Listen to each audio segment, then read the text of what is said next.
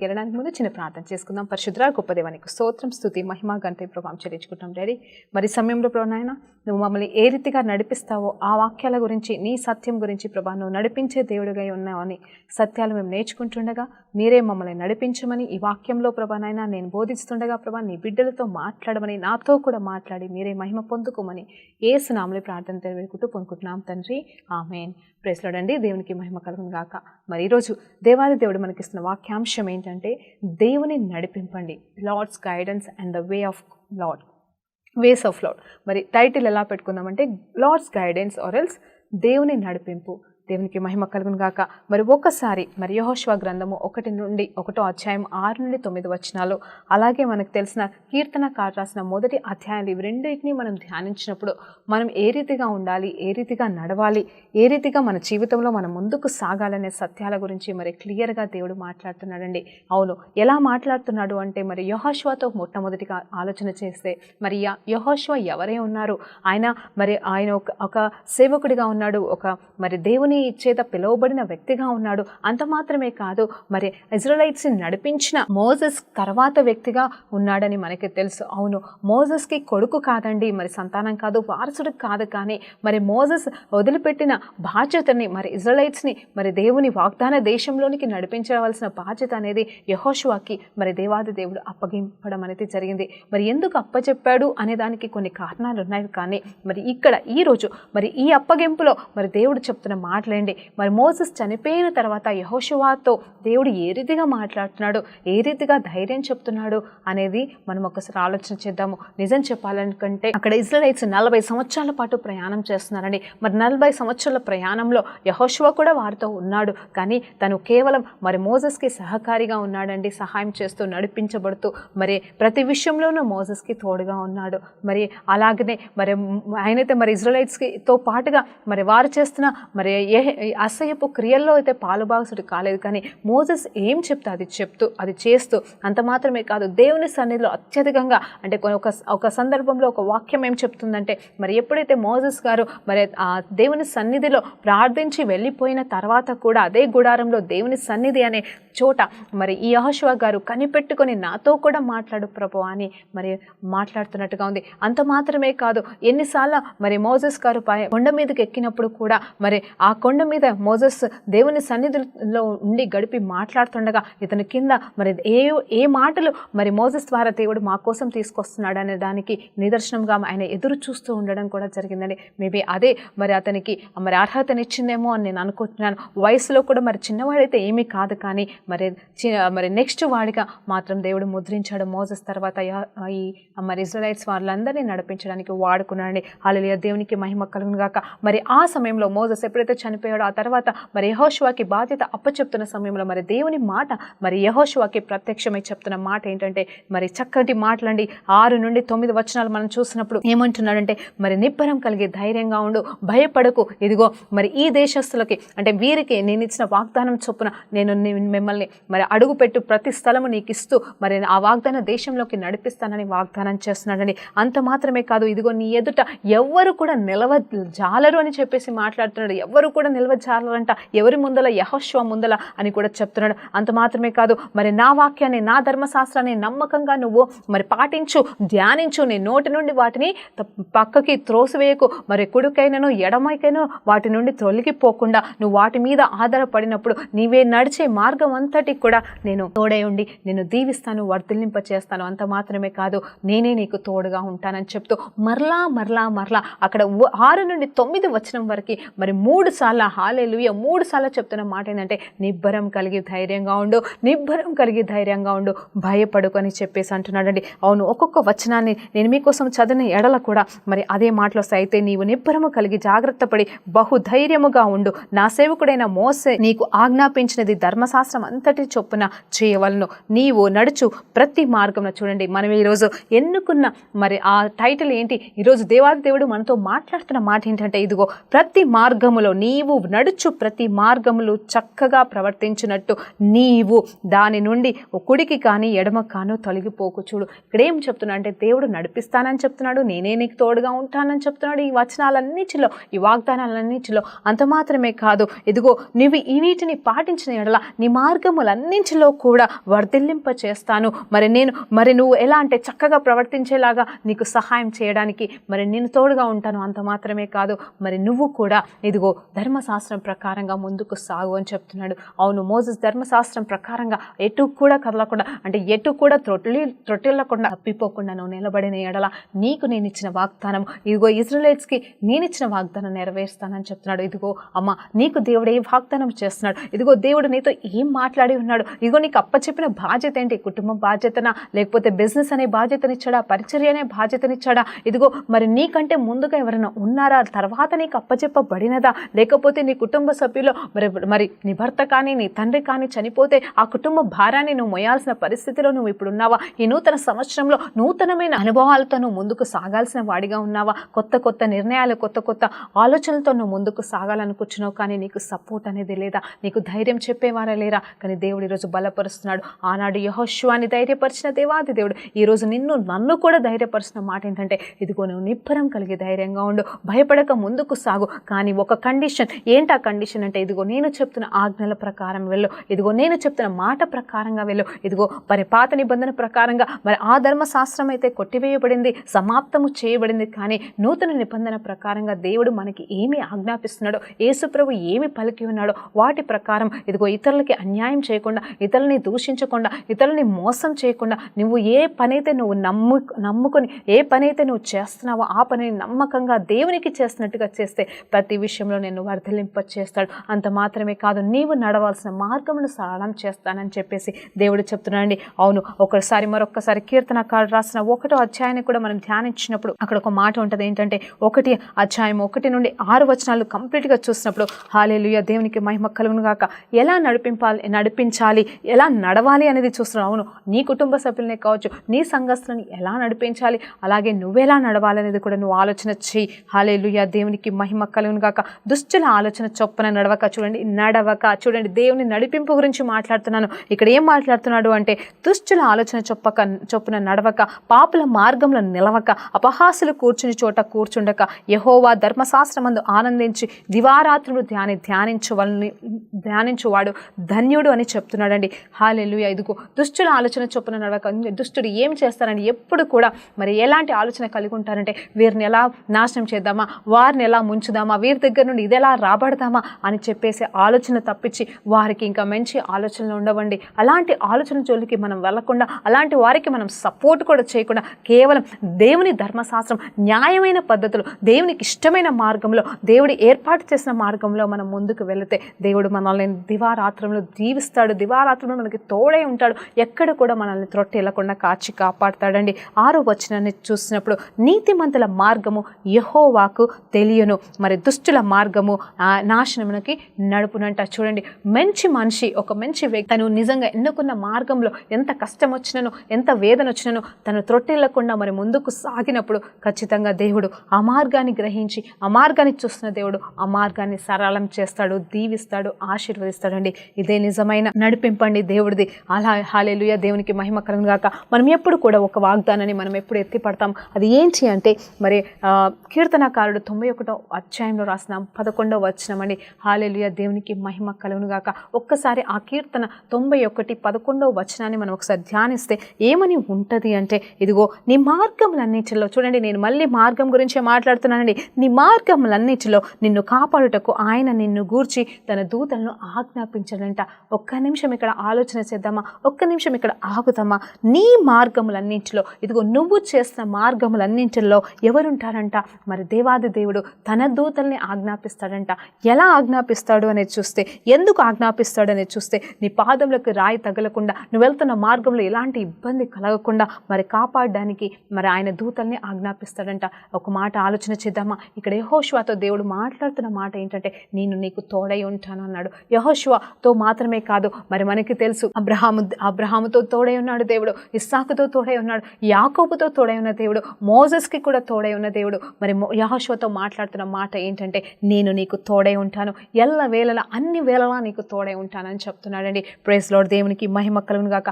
ఆ తర్వాత ఇక్కడ ఏమంటున్నాడు తెలుసా? ఇక్కడ చూస్తే మరి ఎందుకు తోడై ఉంటాడు, ఎలాంటి వారికి తోడై ఉంటాడు అంటే కూడా ఇదిగో ఎవరైతే ఆయన ధర్మశాస్త్రం ప్రకారంగా, ఆయన న్యాయశాస్త్రం ప్రకారంగా, ఆయన చిత్తం ప్రకారంగా నడుస్తారో వారితోనే ఆయన ఉంటాడని, వారితో తప్ప ఇంకెవరితో కూడా ఉండడని దేవుడు చెప్తున్నాడు. ప్రైజ్ లార్డ్, దేవునికి మహిమ కలుగును గాక. ఉండడు అంటే మరి దేవుడైతే మనకెప్పుడు తోడుగా ఉంటాడండి.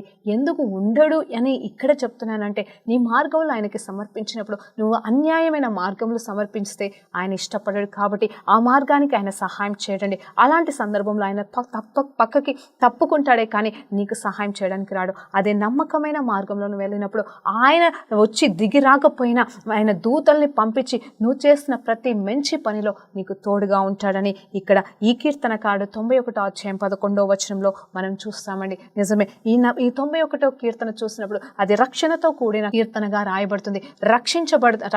రక్షణ ఏ రీతిగా మనం పొందుకోగలము? రక్షణ అంటే కాపుదల అండి. అంటే నేను మనకి తండ్రి దేవుడు ఇస్తున్న మరి స్వార్థ రక్షణ గురించి నేను చెప్పట్లేదు, కానీ కాపుదల అనేది మరి దేవుడు ఏ రీతిగా ఇస్తాడు ఆయనని గురించి మరి ఇక్కడ సత్యాలు మనకి తెలియబడుతున్నాయి. ఆయన ఎలా అంటే 10,000 మంది నీ కుడి పక్కన పడినను, 1000 మంది నీ ఎడమ పక్కన పడినను నీకు ఎలాంటి అపాయం రాకుండా ఆయన దూతలు నేను కాపాడతారు, ఆయన నేను నడిపిస్తాడు. నువ్వేం చేయాలి దానికోసం అంటే ఆయనను నమ్ముకోవాలా, ఆయనని ఆశ్రయించాలా, ఆయన వైపే నువ్వు చూడాలా. అంతేకాని మరి అటు వైపు చూడకుండా మరి మనుషుల మీద ఆధారపడకుండా కేవలం ఆయన వైపే చూసినప్పుడు దేవాది దేవుడు నీకు సహాయం చేసి ముందుకు నడిపిస్తాడనే వాగ్దానం ఇక్కడ దేవుడు ఇస్తున్నాడమ్మా. హల్లెలూయా, దేవునికి మహిమ కలుగును గాక. మరి ఇంకా కొన్ని వచనాలు ఈ రీతిగా ఆలోచన చేస్తే కీర్తనకారుడు 32వ అధ్యాయం 7-8 వచనాలు ఒకసారి మనం ధ్యానిద్దాం.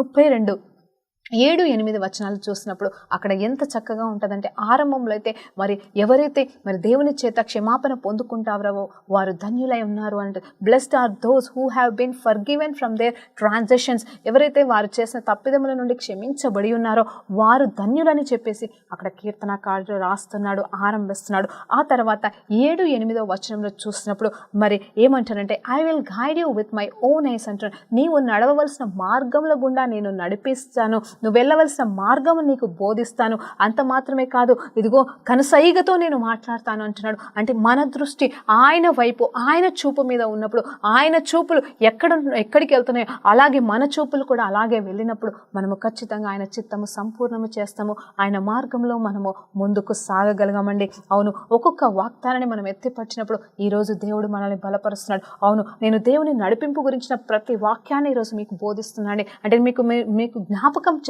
మీకు తెలియని వారు కాదు, కానీ ఒకవేళ మీరు అన్యులైతే మీకు తెలియకపోవచ్చు, కానీ నువ్వు క్రైస్తవుడైతే నేను పలికే ప్రతి వచనం ఈరోజు మీకు కేవలం జ్ఞాపకం మాత్రమే చేస్తున్నాను. ఇదిగో దివారాత్రులు దీన్ని ధ్యానించమని దేవుడు చెప్తున్నాడు. ఇదే మనకి ఈరోజు ఇస్తున్న ఈ నూతన సంవత్సర ఆరంభంలో దేవుడు మనకిస్తున్న ఆజ్ఞ ఏంటంటే, ఇదిగో ఈ ప్రతి వాక్యాన్ని నువ్వు ధ్యానించమని దేవుడు చెప్తున్నాడు. హల్లెలూయా, దేవునికి మహిమ కలుగును గాక. ఇదిగో మరి ఐజయా 58:11వ వచనాన్ని కూడా మనం ఒక్కసారి ఆలోచన చేద్దామా. యెహోవా నిన్ను నిత్యము నడిపించును, క్షామకాలమున ఆయన నిన్ను తృప్తిపరిచి నీ ఎముకలను బలపరచును. హల్లెలూయా. ఎంతమంది అయితే అనారోగ్య పరిస్థితుల్లో ఉన్నారండి. అవును, గత సంవత్సరం అయితే తెలుసు కదండి, చాలా మంది మరి డెంగ్యూ అని చెప్పేసి మరి ఇంకేమేమో వ్యాధులు, మరి అనవసరమైన వ్యాధులు, మరి అంటే బీభత్సమైన వ్యాధులు మరి చెప్పలేనంతగా వచ్చాయి. ప్రతి కుటుంబంలో కూడా అనారోగ్య పరిస్థితులు, ఇప్పటికీ నొప్పుల నుండి తగ్గలేని పరిస్థితి. ఏ కుటుంబంలోకి అడుగు పెట్టినా అమ్మ అప్పుడు చికెన్ గున్యా వచ్చింది కదా, ఇదిగో డెంగ్యూ వచ్చింది కదా, ఇప్పటికీ నాకు నొప్పులు తగ్గలేదని చెప్పేసి అవే ప్రార్థనలు అండి, అవే ప్రేయర్ రిక్వెస్ట్ మరి అత్యధికంగా వస్తున్నాయి. నిజమే, ఇంకా కూడా మరి ఆ వైరస్ అనేది కొనసాగించబడుతుంది. కానీ దేవుడు చెప్తున్న మాట ఏంటంటే, యెహోవా నిన్ను నిత్యం నడిపించును, ఆయన క్షామకాలమున ఆయన నిన్ను తృప్తిపరిచి నీ ఎముకలను బలపరచును. అవును, ఎముకలంటే నిజమే, ఇప్పుడు ఈ రోజు కాలంలో చూస్తే మరి మెయిన్గా ప్రతి ఎఫెక్ట్ మరి మనం తాగే నీటి వలన, పొల్యూషన్ వలన మెయిన్ ఎఫెక్ట్ ఎక్కడ వస్తుందంటే ఎముకలకే వస్తుంది కదండి. కానీ దేవుడు ఇచ్చిన వాగ్దానం మరి అనారోగ్యంతో బాధపడుతున్న వారులారా ఈరోజు దేవుడి మీతో మాట్లాడుతున్నాడు. మీ ఎముకల్లో నొప్పి ఉందా, మీ మోకాలలో నొప్పి ఉందో, మీరు ఎక్కడెక్కడైతే ఎముకల మూలంగా బాధపడుతున్నారో, అనారోగ్య పరిస్థితుల్లో ఉన్నారో, ఈరోజు దేవాది దేవుడు పలుకుతున్న మాటని మరి ప్రవచనాత్మకంగా మీరు పొందుకుంటుండగా దేవుడు ఇప్పుడే మిమ్మల్ని స్వస్థపరచును గాక. నీ ఎముకలను దేవుడు బలపరుస్తుండగా మీరు స్వస్థతని యేసు నామములో మీరు పొందుకుంటున్నందుకు మహిమ దేవునికే కలుగును గాక. హల్లెలూయా. ఇదిగో నీవు నీరు కట్టిన తోట వలె ఉంటావంట, ఎప్పుడు ఒబుకుచుండు నీటి ఊట వలె ఉంటావంట. హల్లెలూయా. ఎలా ఉంటావు అనేది చూడు. అంటే ఆయన మనల్ని నడిపించినప్పుడు ఆయన మార్గంలో మార్గంలో మనం నడిచినప్పుడు చూడండి, ఆయన మనల్ని నడిపించడానికి ఇష్టపడుతున్నాడమ్మా, కానీ మరి మనం ఇష్టపడుతున్నామా లేదా అనేది ఒకసారి ఆలోచన చేసుకోవాలి. మరి ఎప్పుడైతే మనం ఆయన నడువు అన్న మార్గంలో మనం నడిచినప్పుడు ఆయన మనకి మరి కష్టకాలంలో కూడా మరి నెమ్మదినిస్తాడు, తృప్తిపరుస్తాడు, ఆ ప్రతి సమస్య నుండి విడిపిస్తాడు, మనకి బలాన్ని, ధైర్యాన్ని, మనోధైర్యాన్ని, శారీరక బలాన్ని కూడా ఇచ్చి ముందుకు నడిపిస్తాడు. అంత మాత్రమే కాదు, నీవు నీరు కట్టిన తోట వల్ల, నీరు కట్టిన తోట ఎలా ఉంటుందండి, చాలా పచ్చగా మరి ఎంతో బాగుంటుంది కదా. మరి అక్కడికి వెళ్ళి కూర్చుంటే కూడా మనకి చల్లటి గాలి వస్తుందండి. మరి అది చాలా శ్రేష్టమైనది. మరి ఆ తర్వాత మరి ఎప్పుడు ఉబుకుచుండు మరి ఒక నీటి ఊట వలె, ఒక నీటి ఊట మరి ఏ రీతిగా మరి అందులోకి వెళ్ళి నీళ్ళు వస్తూనే ఉంటాయంట అండి. మరి ఎక్కడ కూడా మరి ఆ నీళ్ళు బయటకు వచ్చినప్పుడు మరి ఆ ప్రభావం అనేది ఎక్కడికి ఏ దారిలో వెళ్ళినను అది దీవెనకరంగానే ఉంటుంది. కాబట్టి మరి దేవాది దేవుడు చెప్తున్నాడు, అలా మరి నీటి ఊటలాగా మరి ఊట అనేది ఎప్పుడు బయటకు వస్తున్నాడు, ఎప్పుడు కూడా ఊటకి మరి అంతం అనేది ఉండదండి. ఒకసారి ఆలోచన చేసుకోండి. అంటే ఇవన్నీ కూడా కేవలం మరి ఆజ్ఞ ప్రకారంగా మనం ఆయన మార్గంలో నడిచిన ఎడల మరి మనకి ఇవన్నీ దీవెనలు ఆయన ఇస్తానని చెప్తున్నాడు. అంత మాత్రమే కాదు, మనల్ని కంటి చూపుతో నడిపిస్తానంటున్నాడు. అంటే మన దృష్టి ఆయన వైపు ఉండాలని చెప్తున్నాడు. మరి కీర్తనకారులో మరి 1వ అధ్యాయంలో మాట్లాడుకున్నట్టుగా మరి ఇంకో మాట చెప్తున్నాడు, దుష్టుల ఆలోచన చొప్పున నడవకుండా మరి నీతి మార్గంలో నిన్ను నడిచిన ఎడల దేవుడు నిన్ను మరి ప్రతి నెల కరెక్ట్ పంటని, అంటే ఎలాంటి ఆటంకం లేకుండా మరి దేవాది దేవుడు నిన్ను దీవిస్తాడు. ప్రతి నెలకి సరిపోయేది, ప్రతి దినములకు సరిపోయే ఆ మరి పరిస్థితులని నుండి నిన్ను తప్పిస్తాడని దేవుడు చెప్తున్నాడమ్మా. ఒక్కసారి కీర్తనకారుడు రాసిన 111వ అధ్యాయం మరి 54వ వచనాన్ని ఒకసారి మనం చూద్దామా మరొకసారి. మరి ఈ వచనంలో ఎంతో శ్రేష్టమైన మాట ఉంటుందండి. మరి కీర్తన 119వ అధ్యాయం 54వ వచనాన్ని ఒకసారి మనము ధ్యానిద్దాం. హల్లెలూయా, దేవునికి మహిమ కలుగును గాక. అక్కడ ఏమని ఉంటుందంటే, యాత్రికుడైన నేను నా బస్సులో పాటలు పాడుటకు నీ కట్టడలే నాకు హేతువాయను. చూడు, యాత్రికుడనైన నేను, మరి ఒక ప్రయాణం చేస్తున్న వ్యక్తి ఇక్కడ మాట్లాడుతున్న మాట ఏంటంటే, నేను నా బస్సులో పాటలు పాడుటకు నీ కట్టడలే నాకు హేతువాయను. యెహోవా రాత్రి వేళ నీ నామమును స్మరణ చేయుచున్నాను, నీ ధర్మశాస్త్రమును అనుసరించి నడుచుకొనుచున్నాను, నీ ఉపదేశములను అనుసరించి నడుచుకొనుచున్నాను, ఇదే నాకు వరముగా దయచేయబడి ఉన్నదని ఇక్కడ కీర్తనకారుడు, అవును దావీదు మహారాజే రాస్తున్నాడండి. తనకున్న యాత్రలు, అవునండి, మరి ఆయనకి నిజంగా అభిషేకించబడిన తర్వాత, ఒక రాజుగా అభిషేకించబడిన తర్వాత ఎన్నో సంవత్సరాలు మరి వేదనతో కూడిన ప్రయాణాలు, మరి అలసటతో కూడిన ప్రయాణాలు, ఎంతోమంది తనని మరి విడిచిపెట్టారండి. మరి కన్నవారు పట్టించుకోలేదు. మరి ఆ మాటకు వస్తే మరి కట్టుకున్న వారు కూడా మరి పరిస్థితులను బట్టి దూరంగా వెళ్ళిపోవాల్సిన పరిస్థితి వచ్చింది. ఆయనను ఆయన యాత్రలు ఎలాంటివి ఉన్నాయంటే, బాధతో వేదనతో కూడా ఉన్నా కూడా ఆయన మాట్లాడుతున్న మాట ఏంటంటే, ఇదిగో యాత్రికుడైన నేను నా బస్సులో అంటే నేను ఎక్కడెక్కడైతే మరి యాత్రలో ఆగిపోతున్నానో అక్కడ నేను నీ పాటలు పాడడమే నాకు నిజమైన హేతువుగా మరి మంచి ఫలముగా మిగిలి ఉన్నది. ఎందుకంటే నీ ధర్మశాస్త్రం అందే నేను ఆచరిస్తున్నాను, నీ ధర్మశాస్త్రం బట్టే నేను నడుస్తున్నాను, కాబట్టి నాకు నెమ్మది ఉంది, నాకు ధైర్యం ఉంది, అవే నన్ను బలపరుస్తున్నాయి, ధైర్యపరుస్తున్నాయని చక్కగా మాట్లాడగలుగుతున్నాడు. ఎందుకు మాట్లాడగలుగుతున్నాడు అంటే, కేవలం ఎప్పుడైతే దేవుడు చూపిన మార్గంలో నడుస్తున్నాడో, ఈయనకి కష్టాలు రాలేదా అంటే విపరీతమైన కష్టాలు వచ్చాయండి, వేదనలు వచ్చాయి, ఇబ్బందులు వచ్చాయి, ఇరుకులు వచ్చాయి. కానీ మరి దేవుడు చెప్తున్న మాట ఏంటంటే, మరి ఇక్కడ దావీదుని బలపరిచాడండి, బలపరిచి ముందుకు నడిపించాడు. అంతమైతే చాలా గొప్ప విజయం పొందుకున్నాడు. మనకు తెలుసు కదండి. అదే కీర్తనకారుడు 119వ అధ్యాయం 105వ వచనంలో మాట్లాడుతున్న మాట ఏంటంటే, ఇదిగో నీ వాక్యము నా పాదములకు దీపము, నా త్రోవకి వెలగే ఉన్నదని చెప్తున్నాడు. అవును, మరి ఆయన మార్గములకి దీపముగా ఉన్న ఈ వాక్యాన్ని ఆయన మరి ఎలా వదులుకోలేక ముందుకే సాగుతున్నాడు. వాక్యాన్నే ధ్యానిస్తున్నాడు, వాక్యాన్నే పాడుతున్నాడు. పాత ధర్మశాస్త్రం ప్రకారంగా ఎక్కడెక్కడైతే ఆయన తెలుసుకున్నాడో, ఏ సత్యాలు గ్రహించాడో వాటన్నిటిని నెమరు వేసుకుంటూ ధ్యానిస్తూ ముందుకు సాగుతూ బలపరచబడుతూ మరి యెహోవా యందలి ఆనందమే నాకు కావాలి అని చెప్పేసి మరి పౌలు భక్తుడు చెప్పినట్టుగా మరి ఇక్కడ దావీదు కూడా మాట్లాడుతున్నాడండి. హల్లెలూయా, దేవునికి మహిమ కలుగును గాక. ఒకసారి మరి కీర్తనాకారుడు రాసిన మరి 84వ అధ్యాయాన్ని చూద్దామా. మరి అక్కడ ఎలా ఉంటుంది తెలుసా అండి, నాకు చాలా నచ్చిన ఆలోచన అధ్యాయం అండి ఇది. ఎందుకు చెప్తున్నానంటే, మనకి తెలుసు కదండి ఇక్కడ ఏముంటుందంటే, ఆయన ఆవరణలో ఒక దినము గడుపుట 1000 దినముల కంటే శ్రేయస్కరమైనదని ఒక వచనము మరి దీంట్లోనే ఉంది. అక్కడ ఆ వచనానికంటే ముందు కొన్ని